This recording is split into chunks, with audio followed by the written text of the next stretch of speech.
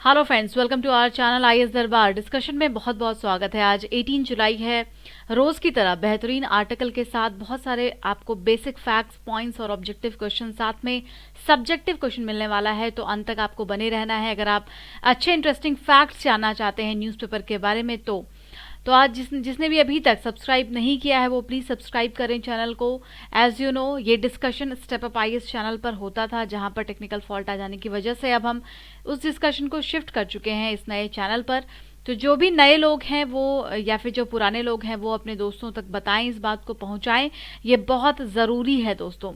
तो आइए स्टार्ट करते हैं आज का डिस्कशन रोज की तरह कोटेशन से। और आज का कोटेशन है, our greatest glory is not in never falling but in rising every time we fall.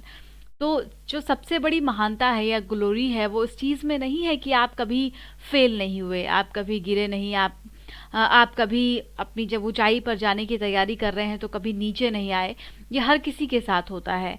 जैसे कि आप जब भी, अगर आप अपना एक एग्जांपल लीजिए, एज अ स्टूडेंट, तो आप हर रोज़ एक प्लान करते हैं कि मुझे आज पूरे दिन में ये चीज़ें कंप्लीट करनी है, आंसर राइटिंग करना है, पढ़ाई करनी है, ये सब्जेक्ट ख़त्म करना है। लेकिन आप देखते हैं कि डे के अंत में आप शायद कई बार अचीव नहीं कर पाते अपने टारगेट को और फिर डिसहार्टन हो जाते हैं, फिर टाइम टेबल ही नहीं बनाते। तो ऐसा बिल्कुल भी नहीं है, डिसहार्टन होने की ज़रूरत नहीं है। आपको टाइम टेबल ज़रूर बनाना है, आपको अपने आगे आपका जो गोल है उसको ज़रूर निर्धारित करना है, वहाँ तक पहुँचने की तैयारी करनी है। अगर कभी ऐसा होता है कि आपको लगता है कि आप आगे नहीं बढ़ पा रहे हैं बल्कि पीछे जा रहे हैं, तो उस समय में अवेयर होना है, और फिर से एक बार आगे बढ़ने की तैयारी करनी है, उतने ही जुनून और जोश के साथ। तो जो भी लोग अभी तैयारी में हैं, इस बार एग्ज़ाम देने वाले हैं, समय करीब आता जा रहा है, तैयार हो जाइए, स्टार्ट हो जाइए फिर से अपने एग्ज़ाम के प्रिपरेशन के लिए। एक बार फिर अवेयर हो जाइए कि प्रीलिम्स, मेंस और इंटरव्यू, ये तीनों पड़ाव पार करना है यूपीएससी के लिए। ठीक है, तो ना सिर्फ प्रीलिम्स पर या ना सिर्फ मेंस पर, बल्कि आपको ओवरऑल दोनों को बैलेंस करके अभी कुछ दिनों तक चलना है, फिर आपको प्रीलिम्स ओरिएंटेड कंप्लीटली हो जाना है। तो आइए आगे बढ़ते हैं और डिस्कशन में क्या कुछ पॉइंट्स हैं। कोटेशंस को हम लोग देख चुके हैं एंड आगे हम लोग 3 आर्टिकल को डिस्कस करने वाले हैं, जिसमें कि एनकाउंटर लीगली, ये एक बहुत ही डिफरेंट आर्टिकल होगा। और यहाँ पे एक आर्टिकल का नाम नहीं जो हम लोग एक्सप्लेन से लेने वाले हैं। एक्सप्लेन पर इंडिया चाइना का रिलेशन को दर्शाते हुए ईरान के साथ इनके रिलेशन को कंपेयर किया गया, तो हम वो डिस्कस करेंगे। माइग्रेंट इश्यूज के आर्टिकल को डिस्कस करने वाले हैं। तो 2 आर्टिकल होगा, इनमें से 2 आर्टिकल है और एक एक्सप्लेन का इशू है जिसको हम डिस्कस करेंगे। क्वेश्चन दिए गए आंसर राइटिंग के लिए और साथ में ऑब्जेक्टिव क्वेश्चन होगा आज का, और प्रीवियस डे के क्वेश्चन का आंसर मिलेगा आपको। तो हम लोग आज इन सारे पॉइंट्स को जानने वाले हैं। देखिए, बहुत सारे बेसिक फैक्ट हैं जो आज आपको पता चलेगा। कि जो कीश आइलैंड है ये कहाँ पर है, जायदान शाहबार रेलवे लिंक के बारे में आप जानते हैं, बट एक बार फिर हम देख लेंगे इसको। कॉम्प्रिहेंसिव स्ट्रेटेजिक पार्टनरशिप जो है ईरान चाइना के बीच में, वो किस चीज़ पर है, क्या है। आईएईए क्या बोलता है, ये जो एजेंसी है इसका हेडक्वार्टर कहाँ है, किस चीज़ के लिए काम करती है। यूएपीए जो एक्ट आया है, अनलॉफुल एक्टिविटी एक्ट, ये बहुत पुराना एक्ट है लेकिन बदलाव किया गया। तो क्या बदलाव है और कैसे इसमें लोगों को डिटेन किया जा रहा है, क्या समस्याएं लोगों को आ रही है, तो ये हम आज पूरे आर्टिकल में जानेंगे। यूनिवर्सल एडल्ट फ्रेंचाइजी पे आज आपको कुछ बेसिक फैक्ट्स, कुछ हिस्टोरिकल फैक्ट्स मॉडर्न इंडिया से बेस्ड मिलने वाले हैं। आर्टिकल 326 किस चीज़ से संबंधित है, आपको मालूम है? अगर नहीं मालूम तो कोई बात नहीं, आज आर्टिकल में आप जान जाएंगे। साउथ बोरो कमेटी किस चीज़ से संबंधित है, कब बनी थी, डू यू नो दैट? नहीं मालूम तो कोई बात नहीं, डिस्कशन में भी मैं आपको बताऊंगी। और अंत में रिप्रेजेंटेशन ऑफ पीपल एक्ट का जिक्र भी आया है, क्योंकि हम बात रिप्रेजेंटेशन की करेंगे, हम बात वोटिंग राइट्स की करेंगे, इलेक्शन कमीशन की करेंगे। और बहुत अच्छे अच्छे आर्टिकल है जिसको आज हम लोग डिस्कस करने वाले हैं, तो पेशेंस बनाए रखिएगा। पहला एक्सप्लेन्ड इशू है, in China Iran India's concern encounter legally and the migrants right to work, where we are going to discuss these topics. 2 question आपको दिए हैं आंसर राइटिंग के लिए। मेरा जो कर्तव्य है, जो धर्म है, मैं उसको निभा रही हूँ। क्वेश्चंस प्रोवाइड किए जा रहे हैं आपको। बहुत सारे आप में से बच्चे जो इंगेज भी है आंसर राइटिंग करने में, इट्स वेरी गुड, उनका काफ़ी अच्छा एफर्ट है। अगर इस तरीके से आप लोग लिखते रहेंगे तो आप ज़रूर देखिएगा, आपको खुद में ही बदलाव महसूस होगा, और कुछ नहीं तो कॉन्फिडेंट बहुत फील करेंगे आप। आंसर राइटिंग करने की एक ख़ास बात यही होती है कि आप अंदर से कॉन्फिडेंट होते चले जाते हैं और आपकी राइटिंग स्किल्स भी अच्छी होती चली जाती है। आगे बढ़ते हैं ऑब्जेक्टिव क्वेश्चन की तरफ। तो आज 4 क्वेश्चंस आपको पूछे गए हैं, ज़रूर बताइएगा कमेंट बॉक्स में। एक रिक्वेस्ट है दोस्तों, थोड़ा हम लोग टाइम लगाते हैं, क्वेश्चन को फ्रेम करते हैं और ये कोशिश की जाती है कि इन क्वेश्चन का आंसर इसी आज के ही डिस्कशन में हो। तो इसका आंसर जब आपको मालूम हो जाता है तो उसका आंसर करने में क्या बुराई है, कितना समय लगेगा, ज़रूर कीजिएगा कमेंट में। कीश आइलैंड कहाँ पर है ये बताना है आपको। IAEA पर आपसे सवाल, बहुत ही सिंपल सिंपल स्टेटमेंट पूछा गया है। अनलॉफुल एक्टिविटी प्रिवेंशन एक्ट, जिसको आप UAPA के नाम से जानते हैं, उस पर आपसे सवाल पूछे गए हैं। यूनिवर्सल अडल्ट सफरेज से आपसे क्वेश्चन पूछा गया है। ये जानकारी कोचिंग से जुड़ी हुई है दोस्तों। आपको बता दें, ऑनलाइन गाइडेंस का प्रोग्राम अवेलेबल है, जिसको आप डिस्टेंस लर्निंग प्रोग्राम भी अभी समझ सकते हैं। और यहाँ पर अभी जो आपको ऑनलाइन क्लासेस दी जा रही हैं, दैट इज़ नॉट ऑनलाइन, ये आप इसको ऑफलाइन की तरह समझ सकते हैं, क्योंकि आपको बहुत अच्छे से गाइड किया जाएगा, साथ में क्लासेस दी जाएंगी वीडियो क्लासेस के माध्यम से। तो अगर किसी को ज़रूरत है पर्सनल गाइडेंस के प्रोग्राम की, किसी को लग रहा है कि तैयारी में कमी है, वो एक गाइडेंस चाहते हैं, तो भी अप्रोच कर सकते हैं 8750069419 पर। Let's start the discussion. और सबसे पहले हम एक्सप्लेन टॉपिक को डिस्कस करने जा रहे हैं। China Iran India's concern, IR का इशू है एज यू नो। आइए देखते हैं क्या कुछ कहा गया है, लेकिन पहले रोज की तरह बैकग्राउंडर को देखेंगे। और बैकग्राउंडर में ये है पर्शियन गल्फ का एरिया। अब आप यहाँ पर कीश आइलैंड को ढूंढिए, कहाँ पर है। ये देखिए, ये रहा, ये रीजन है कीश आइलैंड का। ये आपको जो दिख रहा है, ईरान के पास ये कुछ आइलैंड्स हैं, जिसमें से कि ये एक बहुत इंपॉर्टेंट आइलैंड आप इसको मान सकते हैं। बांदार अब्बास, यानी कि जो चाबार पोर्ट है यहाँ पे, उसी को बांदार अब्बास भी कहा जाता है। तो ये लोकेशन बहुत ज़्यादा स्ट्रेटेजिकली इंपॉर्टेंट है इंडिया के लिए, क्योंकि एज यू नो अफगानिस्तान में पहुंचने के लिए भारत पाकिस्तान को बाईपास करके इस रास्ते को इस्तेमाल करता है ईरान से होते हुए। और इसलिए ये रीज़न बहुत इंपॉर्टेंट है। अगर यहाँ पर चाइना आता है, जस्ट सपोज कि जो चाबार से लेके जायदान तक का रेलवे लिंक है उसको चाइना डेवलप कर रहा हो, आप सोचिए कि जो कीश आइलैंड है उसको चाइना डेवलप करने लग जाए, तो इंडिया के कितना करीब फिर से चाइना अपना आ जाएगा और कैसे फिर ये इंडिया के इंटरेस्ट को हार्म कर सकता है। तो यही सारी बातें हम लोग आज आर्टिकल में देखने वाले हैं। बट ये लोकेशन आप ज़रूर याद रखिएगा, एग्जाम में हो सकता है क्वेश्चन पूछ लिया जाए यहाँ से, प्रीलिम्स में खास करके। IAEA में इंटरनेशनल एटॉमिक एनर्जी एजेंसी, इसका फुल फॉर्म है, याद ज़रूर रखिएगा।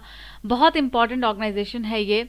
और इसका काम क्या है, जो न्यूक्लियर फील्ड है, बेसिकली जो न्यूक्लियर पावर्ड कंट्रीज़ हैं, तो उनमें एक इसको एक इंटरनेशनल लेवल पर सेंटर बनाया गया है कि जिनमें आपस में कोऑपरेशन रहे। और ये इन चीज़ों को देखती है कि बाकी जो मेंबर स्टेट हैं वहाँ पर जो न्यूक्लियर मटेरियल्स है उसका कैसे इस्तेमाल किया जा रहा है, पीसफुल यूज़ हो रहा है या फिर नहीं हो रहा है, राइट।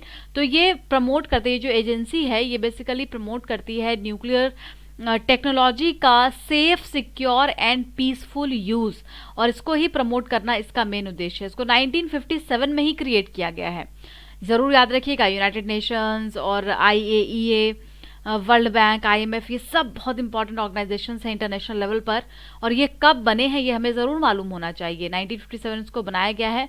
हेडक्वार्टर भी याद रखिएगा आप, वियना ऑस्ट्रिया में इसका हेडक्वार्टर है। और इसके बारे में भी जिक्र आएगा आर्टिकल में, इसीलिए मैंने आपको ये बैकग्राउंड बताया, बेसिक्स बता दिया। आइए मेन आर्टिकल पर चलते हैं दोस्तों। अगर आपको ये तरीका अच्छा लगता है आर्टिकल का कि हम लोग पहले थोड़ा बैकग्राउंड देखते हैं फिर आर्टिकल, फिर उस पर क्वेश्चन देख लेते हैं, तो अभी के अभी आप इस वीडियो को लाइक कीजिए। अगर आपको लगता है कि हमारा एफर्ट आपके लिए फ़ायदेमंद है तो प्लीज़ लाइक दिस वीडियो, ठीक है। आइए स्टार्ट करते हैं आज का डिस्कशन। और हम इशू डिस्कस करेंगे सबसे पहले चाइना ईरान के रिलेशनशिप की। देखिए, बातें तो हमें बहुत कुछ पता है चाइना के बारे में। एक ऊपर ऊपर से अभी खबरें चल रही हैं, चाइना ईरान के साथ क्लोजनेस में है, इंडिया को खतरा हो सकता है, इंडिया को सतर्क रहना चाहिए। लेकिन क्या ये जो रिलेशन है चाइना और ईरान का, क्या ये रिलेशन अभी महज कुछ वर्षों का है? क्या ये 1950s के बाद की बात है? क्या ये 1960s के बाद की बात है? या फिर एक्चुअली इन दोनों का रिलेशन बहुत पुराना है? क्या ये कोई हिस्टोरिकल रिलेशन या कल्चरल रिलेशन भी शेयर करते हैं? तो इन्हीं सब बातों को आज हम लोग जानेंगे इस एक्सप्लेन्ड के माध्यम से। बहुत अच्छा डिस्कशन है और यहाँ पे इन्होंने शुरुआत किया है एक स्ट्रेटेजिक पार्टनरशिप से, कि जैसा आपको मालूम है 2016 में खबर आई कि ईरान और चाइना ने कॉम्प्रिहेंसिव स्ट्रेटेजिक पार्टनरशिप को साइन किया है, और ये एक एग्रीमेंट है। इस स्ट्रेटेजिक पार्टनरशिप में दोनों का अपना एक एग्रीमेंट है, 18 पेज का एग्रीमेंट। आपको याद होगा, हमने कल के आर्टिकल या एक अभी 2-3 दिन पहले में आर्टिकल में देखा था कि न्यूयॉर्क टाइम्स का ने ये जो 18 पेज का ड्राफ्ट है उसके बारे में सबसे पहले जानकारी दी थी कि ये जो एग्रीमेंट, इसमें क्या कुछ कहा गया है। तो ईरान और चाइना ने बेसिकली आपस में एक पार्टनरशिप किया है कि ईरान में चाइना डेवलपमेंट करेगा, जैसे कि इंफ्रास्ट्रक्चर, पोर्ट, टेलीकम्युनिकेशन, बैंकिंग, और वहीं बदले में ईरान से वो सब्सिडाइज्ड रेट पर तेल खरीदेगा। ठीक है, तो ये दोनों के बीच का एग्रीमेंट है। जाहिर तौर पर आपको लग रहा है कि इससे दोनों देशों के करीबी रिश्ते आपको देखने में आ रहे हैं। वहीं दूसरी तरफ ईरान हिस्सा है चाइना के बेल्ट एंड रोड इनिशिएटिव का भी, याद रखिएगा। आंसर लिखने में ये पॉइंट बहुत काम का है कि ईरान ने BRI को साइन किया है, और ये चाइना का डेट ट्रैप डिप्लोमेसी की तर्ज पर ही हुआ था। जैसे कि चाइना क्या करता है, पहले देशों को, अलग अलग देशों को जिनको की पैसे की ज़रूरत है, उनको बहुत फाइनेंशियल हेल्प करता है, राइट। फिर वो डेट ट्रैप में फंसाता है, और उसके बाद फिर जो पर्टिकुलर कंट्रीज होती हैं उनको अपने इनिशिएटिव या अपने इन्वेस्टमेंट को मानने पर राजी करता है। तो यही एक कॉन्सेप्ट माना जाता है ईरान का BRI को साइन करने के पीछे। और वहाँ के ईरान के जो पॉलिटिकल एक्टर्स, जो लीडर्स हैं, उन्होंने इसका काफ़ी विरोध भी किया था, काफ़ी क्रिटिसाइज भी किया गया था उस समय में जिन्होंने इसको साइन किया था उस गवर्नमेंट को। आइए अब एंशियंट टाइज पर चलते हैं, थोड़ा हिस्टोरिकल बैकग्राउंड देखते हैं। 200 BC की बात करते हैं, बहुत पुरानी बात है ये। इंडिया चाइना कैसे आपस में रिलेशन शेयर करते थे, तो एक दूसरे की सिविलाइजेशन में कांटेक्ट रहा है, बहुत पुराना कांटेक्ट रहा है। पार्थियंस और सासनिदे, इसके बाद हान के बाद तांग, शोंग, युआन और मिंग डायनेस्टी, ये जितनी भी डायनेस्टीज हुआ करती थी जो आज ईरान और सेंट्रल एशिया आप मान सकते हैं, तो उन डायनेस्टीज में आपस में एक सिविलाइजेशन कल्चर का रिलेशन ये लोग एक दूसरे के साथ शेयर करते थे। उसके बाद आगे चल करके बुद्धिज़्म स्प्रेड होता है, और इसमें जो कुषाण डायनेस्टी होती है उसमें कनिष्क ने बुद्धिज़्म को इन्फ्लुएंस करने में या इसको फैलाने में, फिर रिलेशन को, यहाँ पे कल्चर को एक दूसरे के साथ शेयर किया। तो बुद्धिज़्म के साथ चाइना का रिश्ता तो आप जानते हैं, लेकिन इससे पहले ईरान यानी कि पूरा जो सेंट्रल एशिया का अपना ये जो छोटी छोटी डायनेस्टीज हुआ करती थी, युआन, मिंग, सोंग डायनेस्टीज, ये भी आपस में कल्चरल रिलेशन को शेयर करते थे। थोड़ा और आगे आते हैं, 14th सेंचुरी की बात करते हैं। तो उस समय में चाइनीज एक्सप्लोरर जेंग हे, इनका नाम है, ये मिंग डायनेस्टी के नेवी जनरल थे, और ये मुस्लिम फैमिली से बिलोंग करते थे। ठीक है, और उसके बाद इन्होंने वहाँ पर बहुत सारे डेवलपमेंट किए थे, पर्शियन लैंग्वेज को लेकर के बहुत सारे डेवलपमेंट किए थे, और साथ में वहाँ पर जो इंस्क्रिप्शंस थे वो भी पाए गए, चाइनीज़, तमिल, पर्शियन इंस्क्रिप्शंस को वहाँ पाया गया, जो रिलिक्स थे वो मिले इनकी जर्नी के दौरान, इन्होंने ढूंढा। एंड 1289 की बात है ये, और इस समय में जो मंगोल एम्परर थे कुबलई खान ने इस्टेब्लिश किया एक मुस्लिम यूनिवर्सिटी को, कहाँ पर, बीजिंग में। और ये यूनिवर्सिटी क्या करती थी, फिर रिसर्च का काम इसने स्टार्ट किया, और इस यूनिवर्सिटी में जो पर्शियन वर्क्स थे उसको चाइनीज़ में ट्रांसलेट किया गया। तो आपको रिलेशन समझ में आ रहा है, कैसे टेक्स्ट के माध्यम से रिलेशन को शेयर किया जाता था, कैसे कल्चर के माध्यम से रिलेशन को एक्सचेंज किया जाता था। तो ये एंसेंट एरा की हम बात कर रहे हैं, आप इसको कोड भी कर सकते हैं कि चाइना और ईरान का रिलेशन जो है वो हिस्टोरिकल एंसेंट समय में भी एक दूसरे के साथ शेयर करते थे ये लोग कल्चरल रिलेशन को। and both shares a sense of past humiliation in the hands of the foreign players। और अगर उस समय उस रिलेशन की बात करें, पर्शियन और चाइनीज़ रीजन की बात करें, तो दोनों पर ही जो फॉरेन प्लेयर्स थे उन्होंने दोनों ही पावर्स को ह्यूमिलिएट किया या उस पर पावर की, तो एक कॉमन इंटरेस्ट भी वहाँ से डेवलप हुआ। मॉडर्न डिप्लोमेसी का जिक्र करते हैं, अब एंसेंट से आगे आ जाइए।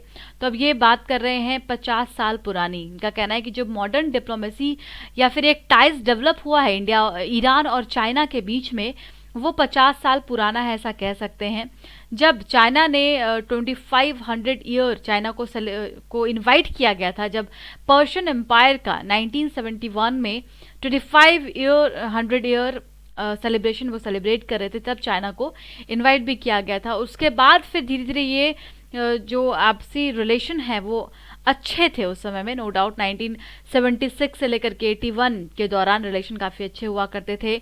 जो कम्युनिस्ट पार्टी ऑफ चाइना उसके बाद आए तो उन्होंने भी रिलेशन को अच्छे तरीके से शेयर किया, ईरान की विजिट पर भी गए। लेकिन जब वहाँ पर जो गवर्नमेंट है वो चेंज हो रहा था और इस्लामिक रिवॉल्यूशन आया 1979 में, तो ये माना गया कि उसके बाद चाइना ने रिलेशन को वहाँ से फिर ब्रेक कर लिया और इस वजह से काफ़ी क्रिटिसाइज भी किया जाता है चाइना को वहाँ पर, ठीक है। लेकिन उसके बाद फिर जब ईरान इराक वॉर होता है तो एक बार फिर यहाँ पे सिनो ईरानियन टाइज को आप देख सकते हैं। फिर से चाइना ईरान के करीब, या यूं कहें कि एक डिप्लोमेसी को अपनाने की कोशिश करता है।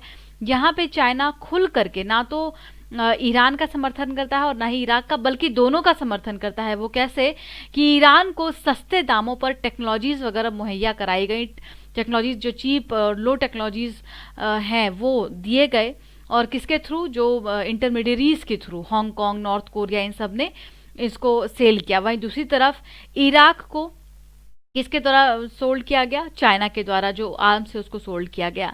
तो इस तरीके से एक डिप्लोमेसी को, और वहीं ईरान के साथ एंटी शिप मिसाइल कॉन्ट्रैक्ट भी साइन किया गया। तो यहाँ पर डिप्लोमेसी किया चाइना ने इराक ईरान दोनों के साथ। नाउ द न्यूक्लियर प्रोग्राम, अब चाइना को मिलता है एक बहुत अच्छा सुनहरा मौका कि वो ईरान के साथ अपने रिलेशन को डेवलप कर सके। अब जब न्यूक्लियर प्रोग्राम का जिक्र आता है तो आपको याद होगा ईरान पर कितने सैंक्शन लग चुके हैं इसी न्यूक्लियर टेक्नोलॉजी के डेवलपमेंट की वजह से। अमेरिका बार बार दबाव डालता है कि नहीं, आप जो भी आपके यहाँ पर आप न्यूक्लियर टेक्नोलॉजी को डेवलप कर रहे हैं, वेपन को डेवलप कर रहे हैं, उसको बंद कीजिए। और दूसरी तरफ ईरान इसका विरोध करता है। तो आखिर ये शुरुआत कैसे होती है? शुरुआत होती है एक्चुअली में चाइना से, और यहाँ पे चाइना ईरान का भरपूर सपोर्ट करता है, ठीक है। न्यूक्लियर इस्टेब्लिशमेंट में उसको बढ़ाने में काफ़ी ज़्यादा सपोर्ट करता है। 80s 90s में डायरेक्ट चाइना ने काफ़ी सारे जो मिसाइल असिस्टेंस प्रोग्राम्स थे, डेवलपमेंट प्रोग्राम्स थे ईरान के, उसमें असिस्ट किया चाइना ने उनको पूरी तरीके से। बाद में जब बहुत प्रेशर बढ़ने लगा इंटरनेशनल लेवल पर, खास करके यूएस प्रेसिडेंट बिल क्लिंटन का काफ़ी ज़्यादा प्रेशर बढ़ने लगा और उन्होंने एक कमिटमेंट किया 1997 में, उसके बाद से चाइना ने डायरेक्ट असिस्ट करना स्टॉप किया, बंद किया। लेकिन वो इतना असिस्ट कर चुके थे ईरान को कि वो ईरान उस समय तक खुद को कैरी ऑन करने में सेल्फ सफिशिएंट हो चुका था। आगे चल करके कुछ समय के बाद 2010 की ये रिपोर्ट है, यूनाइटेड नेशन सिक्योरिटी काउंसिल में जब ईरान के न्यूक्लियर प्रोग्राम के खिलाफ आवाज़ उठाई जाती है और वहाँ पर IAEA ने इसके वायलेशन का जिक्र किया, तब जाकर के सैंक्शन को फॉलो किया गया था ईरान के ऊपर, और फिर चाइना ने यहाँ पर सीधे तौर पर ईरान की मदद करने से ईरान को मना किया था। आगे चल करके फिर अभी अगर प्रेजेंट डे की बात करें, यूएस ने जो एग्रीमेंट था P5+1 का, उससे यूएस बाहर आ जाता है और एक बार फिर ईरान के ऊपर सैंक्शन लगा देता है 2018 में।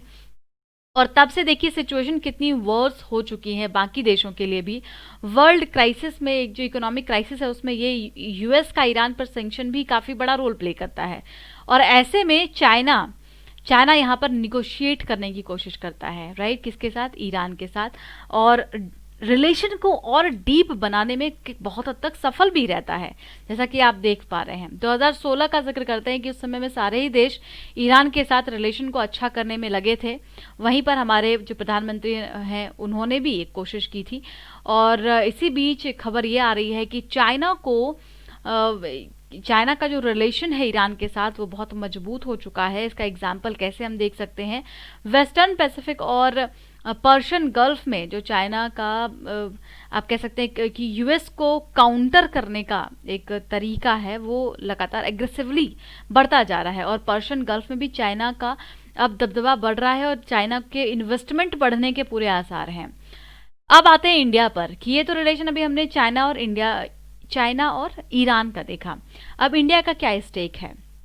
इंडिया को क्या परेशानी से हो सकती है। तो जाहिर तौर पर एक अलार्मिंग सिचुएशन है भारत के लिए। इतना बड़ा रिलेशन, इतना बड़ा अगर हिस्टोरिकल रिलेशन या इतने अच्छे तरीके से चाइना ईरान के साथ डेवलप कर रहा है अपना रिलेशन, तो कहीं ना कहीं भारत को इसके लिए सोचना पड़ेगा। और क्योंकि कई सारे जॉइंट ट्रेनिंग एक्सरसाइजेस, ये सारी चीज़ें कंडक्ट करता है चाइना ईरान के साथ मिलकर के।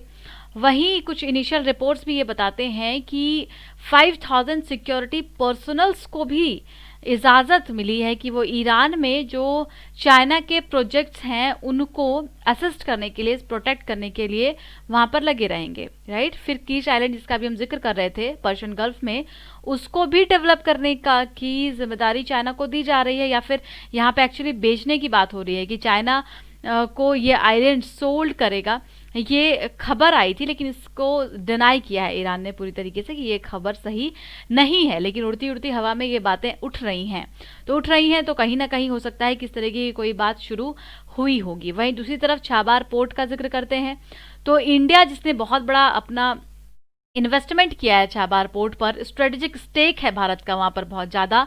ऐसे में अगर वहीं दूसरी तरफ जो ग्वादार पोर्ट है पाकिस्तान में, उसको चाइना के द्वारा डेवलप किया गया है और चाइना बीआरआई का पार्ट बना चुका है ईरान को, वहीं पाकिस्तान तो है ही, सीपीईसी कॉरिडोर बन ही रहा है। और ऐसे में अगर चाइना छाबार पोर्ट पर भी सेंध लगाता है तो जाहिर तौर पर भारत के लिए एक बहुत बड़ा सवाल होगा ये। और यहाँ पे छाबार जायदान रेलवे लिंक, आपको याद है हमने उस दिन पूरा इमेज में देखा था, ये वही रेलवे लिंक है जो आगे चल करके जारांज हाईवे से मिलेगा और अफगानिस्तान में भारत को पहुंचाने में मदद करेगा। तो ये रेलवे लिंक प्रोजेक्ट जो है वो भारत को मिलना है, लेकिन अभी चूंकि ईरान जल्दी में है, वो काम शुरू करना चाहते हैं। यूएस सैंक्शन की वजह से भारत का तो प्रोजेक्ट वर्क स्लो हो गया और अब ईरान इम्पोर्टेंट हो रहा है। उनका कहना है कि भाई अब जल्द से जल्द हम इस काम को शुरू करेंगे। तो कहीं ना कहीं वो इस तरीके से हिंट दे रहे हैं कि वो चाइना को इस प्रोजेक्ट में बुलाना चाह रहे हैं। Tight rope walk, India finds itself caught in geopolitical rivalry। कहीं ना कहीं ऐसा लग रहा है कि यूएस, चाइना और ईरान के इस बीच में भारत फंसता जा रहा है। भारत के रिश्ते किससे कैसे मेंटेन किए जाएं, चाइना के साथ क्या स्थिति है वो हम जानते हैं। गालवान में जिस तरीके से स्टैंड ऑफ हुआ और लद्दाख का पोगोंग शो का स्टैंड ऑफ, ये सब अभी रीसेंट इवेंट है जो भारत और चाइना के रिलेशन में जो कड़वाहट है उसको दिखाते हैं। वहीं दूसरी तरफ ईरान और यूएस के साथ रिलेशन को बैलेंस करना भारत के लिए मुश्किल होता जा रहा है दिन ब दिन। तो अभी यूएस ने हालांकि वेवर प्रोवाइड किया था, जो छाबार पोर्ट है उसको डेवलप किया जाए भारत के द्वारा, उसमें सैंक्शन को वेवर दे दिया गया था, सैंक्शन उसके लिए नहीं लगा हुआ था। लेकिन आगे जो और ज़्यादा प्रोजेक्ट्स हैं, जैसे कि अगर रेलवे लिंक का प्रोजेक्ट मिलता है भारत को डेवलप करने के लिए जो 628 किलोमीटर का है, तो उसको सैंक्शन से बाहर रखा गया है कि नहीं, ये अब आगे देखना पड़ेगा। तो आगे ये कहा जा रहा है कि जो आगे आने वाला चुनाव है अमेरिका में, वो भी बहुत सारी चीज़ों को दिखाएगा, वो भी बताएगा। अब उसमें क्या डिसीजन आता है उसके लिए भारत सरकार को इंतज़ार करना पड़ेगा, क्योंकि अगर वहाँ पर दूसरी सरकार आती है, जो बिडेन की सरकार आती है, तो ये फिर सैंक्शन को से खतरा नहीं रहेगा, भारत को सैंक्शन को हटा दिया जाएगा। लेकिन अगर फिर से ट्रम्प चुन करके आते हैं तो अब भारत को इस रेलवे प्रोजेक्ट से ज़्यादा जो स्ट्रेटेजिक डिसीजन होगा उस पर, लॉन्ग टर्म रिलेशन को कैसे मेंटेन करना है उस पर ध्यान देना पड़ेगा। और भी कई सारे मुद्दे हैं, जो मनी का प्रॉब्लम है वो तो है, इकोनॉमिक क्राइसिस दूसरी तरफ है।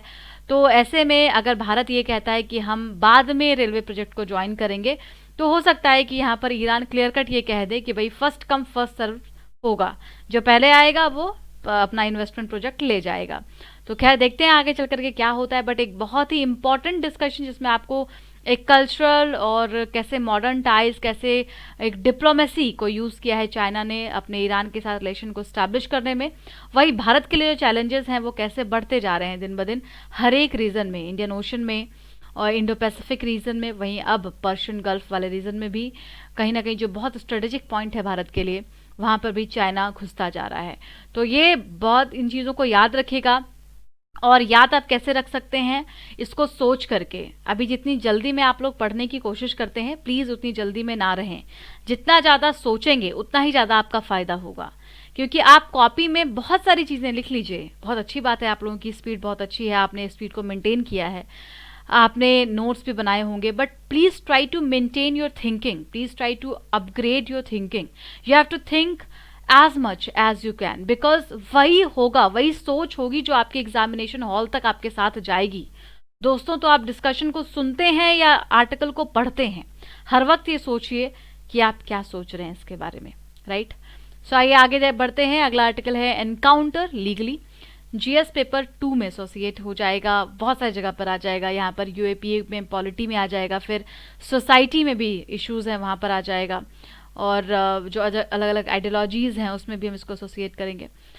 तो आइए आगे बढ़ते हैं। बैकग्राउंडर में यूएपीए का जिक्र कर लेते हैं। अनलॉफुल एक्टिविटी के बारे में मैंने आपको बहुत बार बताया है, लेकिन रिवीजन कर लेते हैं, इसी बहाने याद हो जाएगा। 1967 में पास किया गया था यूएपीए को, और इसका उद्देश्य था जो अनलॉफुल एक्टिविटीज़ होती हैं, जो एसोसिएशंस होते हैं, उनको प्रिवेंट करना, उनको रोकना। कोई भी ऐसी एक्टिविटी अगर कहीं पर देखी जा रही है, जैसे कि कोई बहुत बड़ा हादसा हो सकता है, तो उनको पहले ही रोक देना, राइट। इसी के तर्ज पर बहुत सारे लोगों को डिटेन भी किया जाता है प्रिवेंटिव डिटेंशन के आधार पर।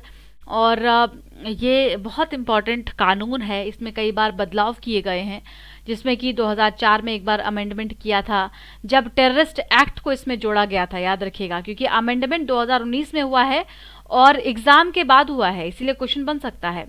तो अगस्त में 2019 में यूएपीए में एक बार फिर अमेंडमेंट कर दिया गया, और इस अमेंडमेंट में पहले तो एसोसिएशन या ऑर्गेनाइजेशन को टेररिस्ट घोषित किया जाता था, और अब इंडिविजुअल को भी टेररिस्ट घोषित किया जाएगा। और इसमें एनआईए को बहुत ज़्यादा पावर दे दी गई है, नेशनल इन्वेस्टिगेशन एजेंसी को, और इनको अधिकार कई सारे दे दिए गए हैं। जो प्रॉपर्टीज़ वगैरह उनको भी जब्त कर सकती है एनआईए, और जो इनके ऑफिसर्स हैं, इन पे जो इंस्पेक्टर रैंक के होते हैं, उनको इन्वेस्टिगेशन की जिम्मेदारी सौंपी जाएगी। तो ये कुछ बदलाव है यूएपीए का, याद रखेगा। आइए आर्टिकल पर चलते हैं। आर्टिकल में जो राइटर हैं वो यहाँ पर एक आइडियोलॉजी का जिक्र करते हैं, और जो लेफ्टिस्ट आइडियोलॉजी है उसका जिक्र करते हैं। और आपको याद होगा कि कुछ थिंकर्स थे, कुछ लोग जो अच्छे राइटर्स माने जाते हैं, उनको डिटेन किया गया था। पहले तो उनको हाउस अरेस्ट किया गया था, और बाद में उनको फिर जेल में डाल दिया गया है, ठीक है। उनमें से आते हैं आनंद साहब, फिर सुधा भारद्वाज, इनका नाम आपने सुना होगा। तो ये सारे लोग हैं जिनको कि भीमा कोरेगांव केस में डिटेन किया गया है, और इन पर आरोप कुछ इस तरीके से है कि इन्होंने गुमराह करने की कोशिश की है, और ये एक्चुअली बहुत ही सीवियर केस इसको अभी बनाया गया है। अब यहाँ पे जो हम आर्टिकल में लिखा गया है उसके बारे में बात करेंगे, उसमें एग्जैक्टली क्या कहा जा रहा है।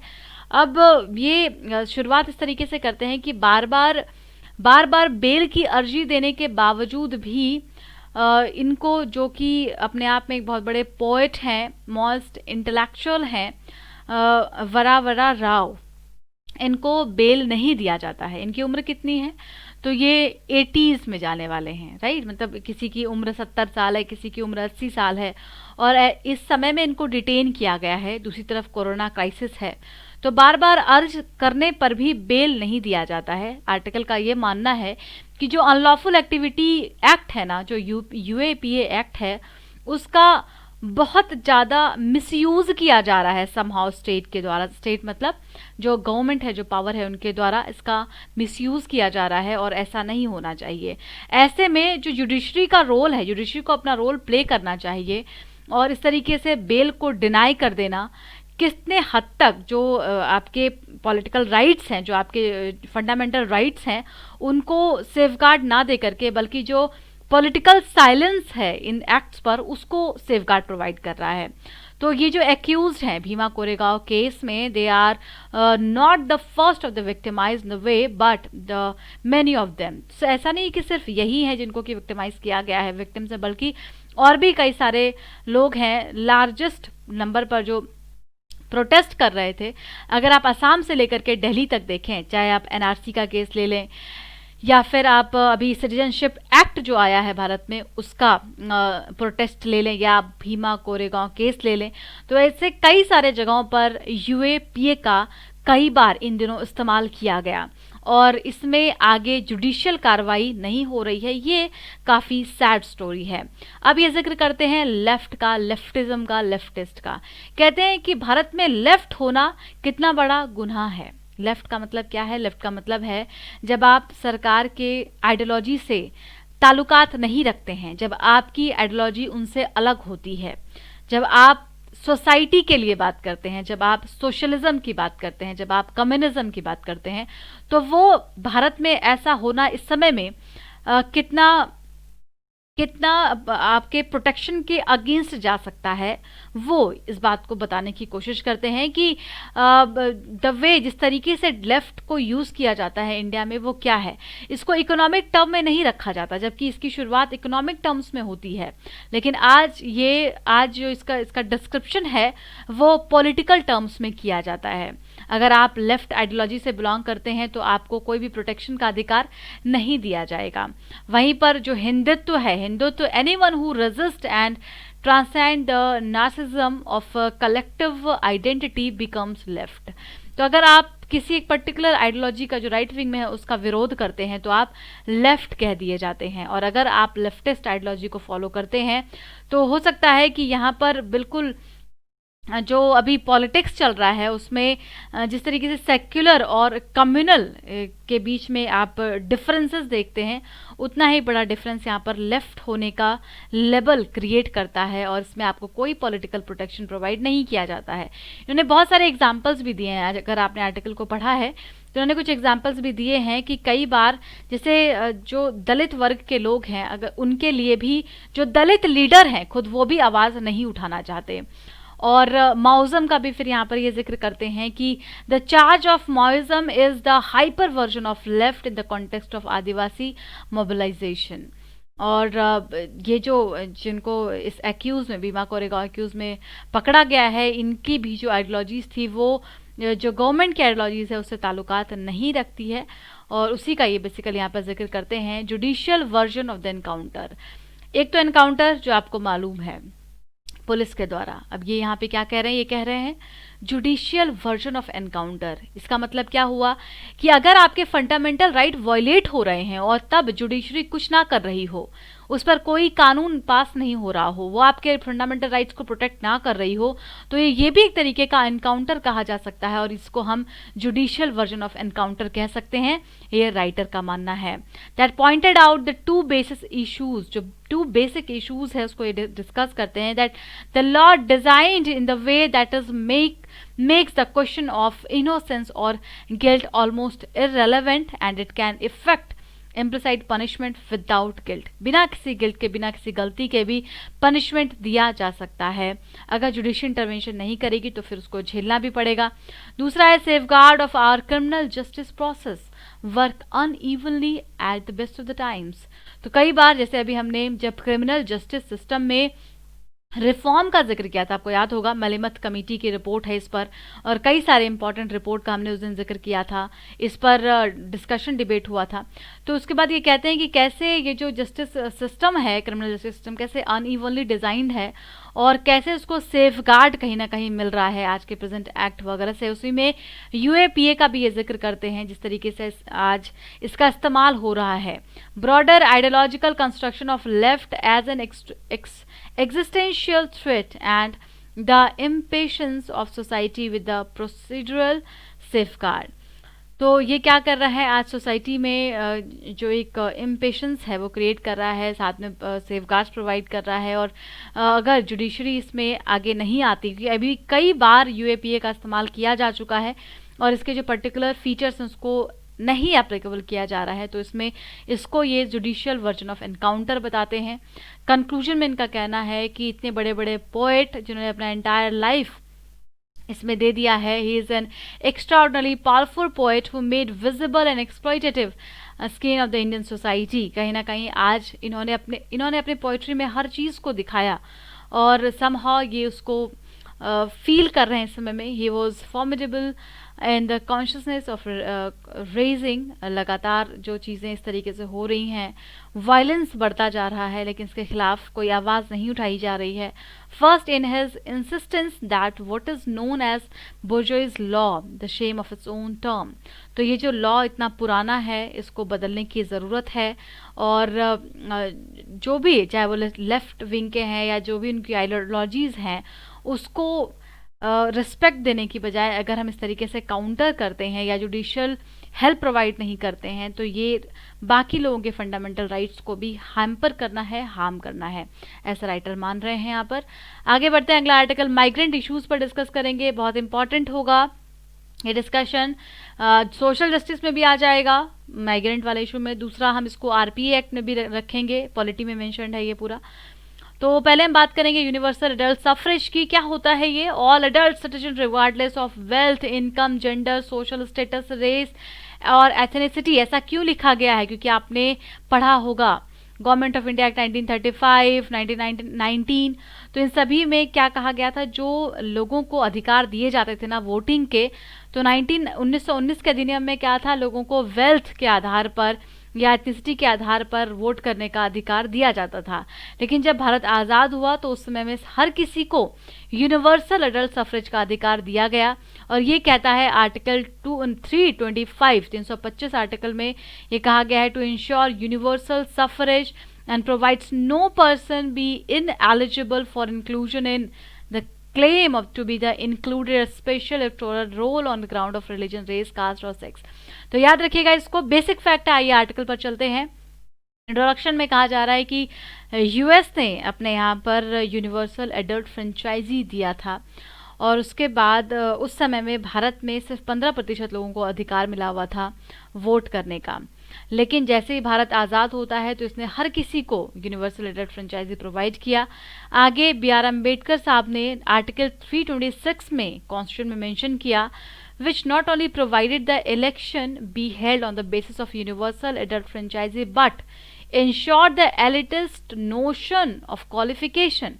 तो आर्टिकल 326 जो है उसमें भी ये कह दिया गया है कि ये जो क्वालिफिकेशन पहले तय होता था कि किसके पास कितनी प्रॉपर्टी है, उस चीज़ को एलिमिनेट कर दिया गया, हटा दिया गया। यानी कि एलिटिस्ट नोशन, मतलब जो अमीर हैं, जो पढ़े लिखे लोग हैं वही वोट करेंगे, इस नोशन को बी आर अम्बेडकर साहब ने ख़त्म कर दिया और यूनिवर्सल एडल्ट फ्रेंचाइजी से इंश्योर किया, इंडियन कॉन्स्टिट्यूशन को रिच बनाया।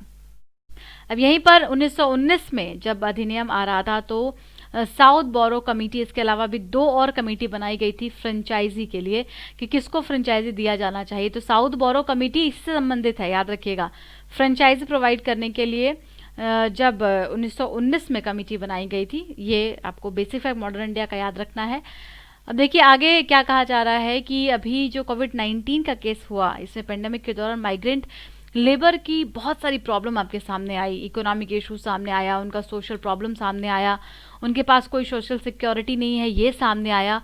और वहीं ये भी पता चला कि इतने सारे लोग जो माइग्रेंट्स के तौर पर रहते हैं ये तो वोट ही नहीं करते, राइट? क्या ये रिप्रेजेंट नहीं करते अपने सोसाइटी में खुद को?